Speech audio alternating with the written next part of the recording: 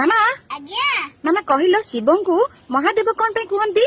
कारण शिव ठाकुर देवता मानकर देव वो सबु ठाकुरंक ठारु उच्च सेथिपाई आमे शिव ठाकुरंक महादेव कहि थाउ। अच्छा कहिलो शिवंकर केतोडी पुत्र अछंती? 6टी पुत्र। नाम कहिलो? गणेश, कार्तिक, आयप्पा, जयेंद्र, सुकेश, हुमा।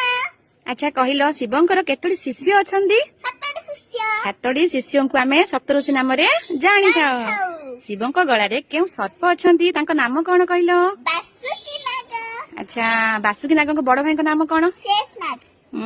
कहिलो शिवंक धनुषर नाम कोन? शेषनाग आ ये त छोटो भाई। अच्छा कहिलो शिवंक धनुषर नाम? पिना।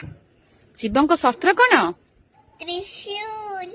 शिवंक पुत्रीको नाम कोन? असका सुंदरी।